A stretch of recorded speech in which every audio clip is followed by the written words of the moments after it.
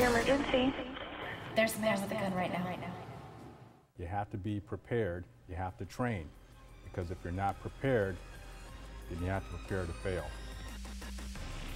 In the first two stories on surviving an active shooting, we learn the basics of running, barricading, and hiding. The third story is about the fight. If you're out of options, you have nowhere to run, nowhere to hide, and no ability to barricade, you can still fight. Quite painful. Redirect the line of fire. He's trying to push it, come underneath, controlling the weapon.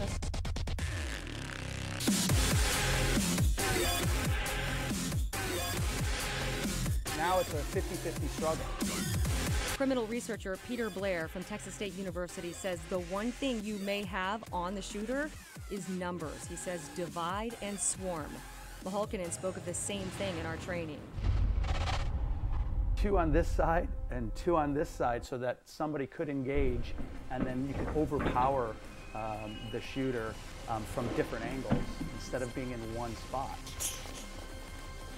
Basic gun defense, the rules are RCAD. Redirect, control, attack, and disarm. I'm redirecting, I'm controlling, I'm counterattacking, and I'm disarming.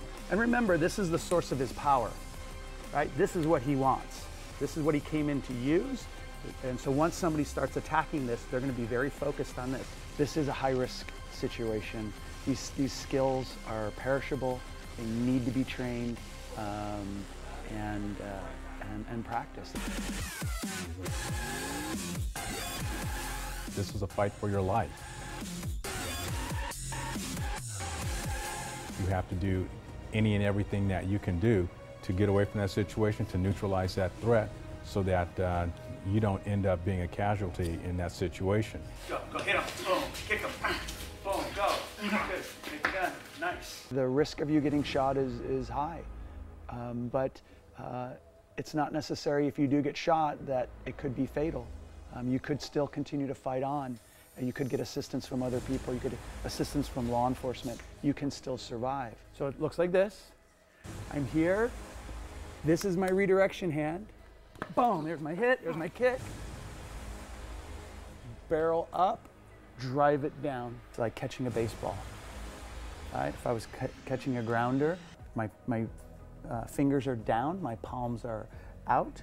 So I'm going to make that same motion against securing the wrist and securing the muzzle, the barrel. From this position, I'm bursting in, bringing the weapon up and over the thumb to disarm. It's quite painful. It's not only your choice, but you should defend yourself. You know, if it's you or them, it has to be you going home to your family. In Peter Blair's book, he writes, there are too many variables to make a perfect policy that will address every active shooter scenario. Policy should be written in a general, easy to understand, simple to remember. If you look at stress as being a positive thing, and if you look at you're able to have control and power and be more in control, then you respond a little bit better every time. This could be the pebble in the pond that ripples out and gives people motivation to have more choices to act on and learn how to make a plan, learn how to run, where to hide, and how to fight.